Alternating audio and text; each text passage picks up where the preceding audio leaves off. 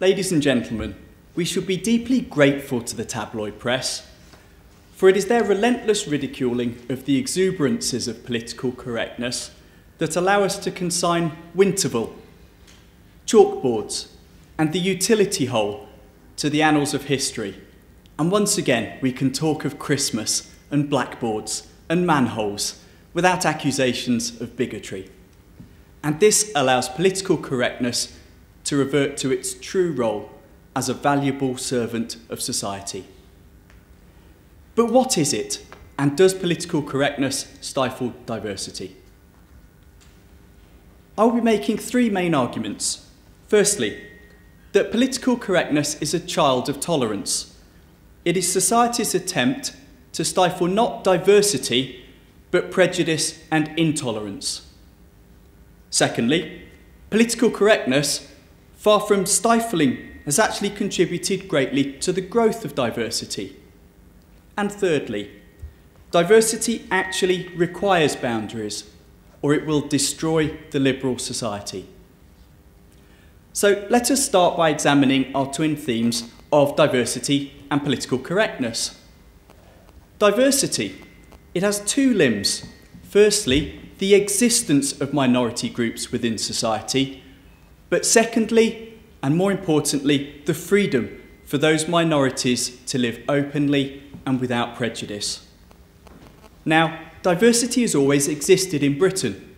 We have been conquered and settled by successive peoples, starting with the Romans, then Angles and Saxons, Vikings and Normans, so that even the whitest, staunchest member of the English Defence League is of mixed heritage. So it's not just diversity of race. Reading between the lines of history, we've had monarchs who've been gay, monarchs with disabilities, and queens who've been black. So if diversity existed in those higher echelons of society who history records, how much truer must it have been for the vast majority? But did those minorities who existed have freedom? I'll come back to this, but first let us discuss political correctness. Before we do, could you help us? Certainly. One aspect of diversity. What would you say to the questioner who said to you, it's a completely uninformative noun. All it does is tell you that there's stuff over there and there's stuff over there, and it's probably linear, but nobody defines whether there is or should be a centre point. Nobody defines whether it shouldn't be linear. Perhaps it should be vertical. Perhaps it should be multi-dimensional. Sorry, what is it? Sorry, I believe I missed this. I didn't hear the start of that point, so I could make it again. What would you say to the questioner who said to you, diversity is a completely uninformative noun? Did you get the rest of the question? Yes, I did. Right. Thank you. What's the answer? Well, I think that diversity is the issue of having many different compositions within a society. And I wouldn't necessarily say it was linear. I would say it is wide in scope. So it's the question of are there different peoples within society and whether those people are visible. So it's maybe to do with the visibility of those minorities. Does that answer your question? Well, I wasn't the one posing it. I posed it to you from a notional interlocutor. So you carry on. So we're looking at political correctness, and Britain had a vast change or acceleration in its ethnic diversity in the 20th century. There were refugees coming to this country fleeing oppressors such as Hitler, Idi Amin and Saddam Hussein, as well as citizens invited from every corner of the Commonwealth. Now, this rapid acceleration in ethnic diversity led to prejudice and prejudice to racism. Britain has always valued its tolerance, and racism was not compatible with this. So the Race Relations Act of the late 1960s were brought in to deal with racism. And around the same time, the persecution of gay men was ended through criminal prosecution, and that was removed through the Sexual Offences Act being amended. So overt and extreme acts of discrimination against minorities were banned. Yet even in my lifetime, terms like spastic and packy and puff were considered almost acceptable forms of abuse in the playground and even in the street and workplace. So the top-down legislation had done nothing to tackle the common everyday prejudice. Well, the Aristotelian would say we are what we habitually do. Do you think the fact that unattractive, infelicitous words like that are or were in common usage means that if we use them, we are racist? Or do you think it's possible that there is a vogue for using words that little lads in playground will always jump on a bandwagon? There's no thought involved. What's your position? I think that intent is clearly very important. If one intends it as an insult and one is picking out a particular characteristic that sets somebody apart, then it is intended as abuse, and to actually recognise and use that terminology to recognise a disability and then use it as a term of abuse therefore means that you are discriminatory or prejudiced against that. And I think it wasn't just children in the playground who may not know any better. Even not so long ago, I remember the term packy being inscribed on the garage of one of our neighbours. Now, why would somebody do that? That wasn't somebody trying to reclaim a racist epithet, as the N-word has maybe been used by rappers. It was somebody meaning it as a term of abuse to upset. Alternatively, unless you were standing there at the time so you could give us good hard evidence, it was some nitwit who thought, what should I do? Time lying heavy on my hand. I know, I'll spray packy on a garage. Clearly that is quite possible, but I think... See, it's interesting to the lawyer in me that you advance as a proposition that the spray painter had intent and it was ill. What's your evidence basis for that? That was just a particular example, but many graffiti artists would put a tag that's some kind of personal moniker, as it were. This person chose to use a racial epithet. I think that was a choice of sorts as to whether they spent a few seconds or a few hours considering what graffiti they would put. I still think there was intent behind the choice of that particular word. But is intent relevant to the abused? Do they care whether the abuser intends, if they're the recipient of the epithet which is thrown at them?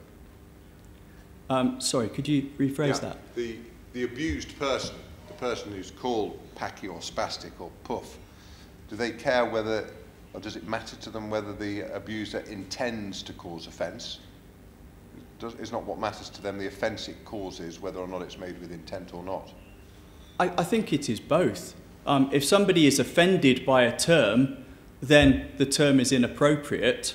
But I think when one uses a term like that, which society at large would probably find unacceptable and political correctness has sought to stamp out, then the intent is there, whether it is significant intent or minor intent. I don't believe in modern society, and following the work that political correctness has done over the last 2 decades, that anybody could use that type of terminology and consider it acceptable or reasonable and not have the intent to cause offence. Again, maybe going back to my example of tagging, that is just to kind of be known or maybe to stake a territory. To use a word such as packy is to try and cause offence or to shock. So I think there is intent there. Does that answer your question? Thank you. Okay. Before you move on, can you just clarify something for me? Yes. You referred to in the words of a rapper. Yes. What is a rapper? Rap is a style of music that started in America, particularly amongst deprived black communities. So it would be a singer coming from that kind of background. It's spread further afield, but they've often tried to reclaim the N-word and others to try and claim it as their own and remove it of its offence. Fascinating. Thank you. Okay. So, top-down legislation through things such as the Race Relations Act had not removed common everyday prejudice. Minorities existed, but they weren't free. And this leads on to my first point. Tolerance and prejudice are mutually exclusive. It may have taken a decade or three, but British society came to realise this, and they decided to uphold tolerance using political correctness as a tool to fight prejudice. Political correctness is citizen challenging citizen on the language they use, making it clear that vocabulary and attitudes of prejudice are not acceptable. Political correctness evolving from tolerance to challenge and stifle discrimination at work, in the pub, and on the street. And this leads on to my second point, how political correctness has actually helped diversity to grow. So when comedian Ricky Gervais used the word mong on social media, he didn't provoke laughter, but criticism from every angle. And that's political correctness in action. And once the bigot becomes scared to express their prejudice for fear of criticism, then the minority is emboldened to speak out and try and stake their claim for equal opportunity and to be treated without prejudice. So does your argument presuppose that the minority has merit? Is all your argument founded on a minority having merit? In part, but I think my final argument is that there are limits on diversity on those that maybe don't have merit. Would you like me to deal with that now or come to that in due course? You come to that. That's your diversity requires boundaries argument. It is, yes. Come to that when it suits you. Okay, thank you. So, political correctness allows the minority to move from hiding in the shadows of oppression to walking in the light of an inclusive society. So, if political correctness doesn't stifle diversity, do we live in that society where anything goes? And this might answer your question. My third point is diversity can never be boundless, or society will implode. There will always be extreme minorities whose desires conflict with those of another. Without limits, diversity destroys the liberal society as the rights of one person exclude those of their neighbour, and conflict will ensue. So, if in Britain diversity is not stifled, it certainly has limitations, and two important mechanisms help to define those boundaries. Political correctness is a child of tolerance, but it has a contrary sibling in free speech. I don't agree with what you say, but I'll defend to the death your right to say it. So, Nick Griffin, Peter Tatchell and Ian Paisley have all been invited onto Question Time to express wildly different personal opinions. Freedom of speech allows everyone to express their views, and through this debate, society explores and reaches consensus on where the acceptable limits of diversity should lie, maybe which of the minorities are and are not acceptable. The second control on diversity comes through the democratic system itself. Those that govern do so as the majority desire. Failure to do so leads to their removal, either through the ballot box or even through revolution. Therefore, those in power create and uphold the society that reflects the values of the majority. Now, one final question on diversity should be quickly addressed. Has political correctness prescribed what people think too narrowly and stifled diversity of opinion? Well, let's consider the relative positions of the BNP and UKIP within society. Nick Griffin has been invited onto Question Time, as I mentioned earlier, but only once, and rarely has an opportunity to express his views in the national media, whereas Nigel Farage is rarely off our television screens. Nick Griffin has had a single electoral success, and he lost his MEP seat earlier this year, whereas Nigel Farage has had a European seat for a decade and a half.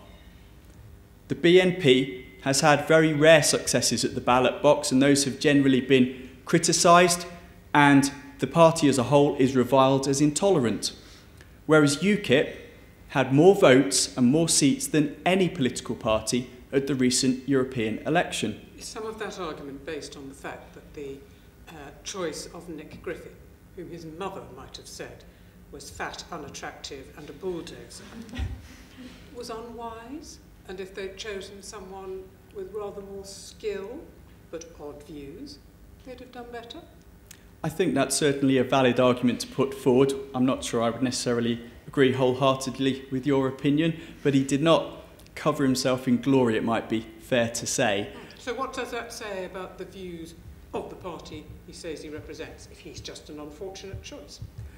I don't think that his views would get an awful lot of media coverage if it was put forward by somebody tall, dark and handsome with a greater gift of eloquence, such as some of my fellow competitors. I think the views are unacceptable in society, and if I could say about BNP as a whole, you know, they are a party as a whole. It is not Nick Griffin who is being voted for in every general election, local election and European election. It is the party and their views which have met with very little electoral success and is generally opposed and considered to be intolerant. Is that a fair answer? It's a thorough one. My apologies. Of course, UKIP, on the other hand, you know, were the leading party at the recent European elections. Ofcom now considers them a major party of equal merit to the other three. So, has political correctness stifled the diversity of opinions expressed by Nigel Farage and by UKIP? Well, clearly not. There is still a fairly broad scope of opinion that is acceptable to society at large.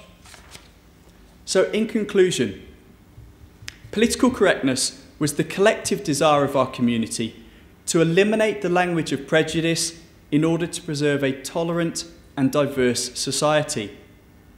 If political correctness did narrow the scope of debate a little bit, then the words and opinions lost along the way were divisive, destructive and worthless.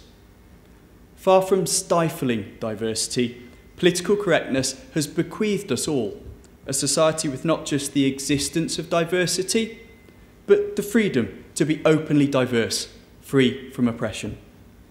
We now live in a country where people with no legs run marathons and no sight can serve as Home Secretary, where black can marry white, Sikh marry Christian, man may marry man. Political correctness is like the small child helping to make the family dinner. It may at times be over-enthusiastic and make a little mess. It may ask us why and challenge the way we do things. But in the end, it does help us achieve our goal. And the end product is one of great value that we can all share equally. Thank you.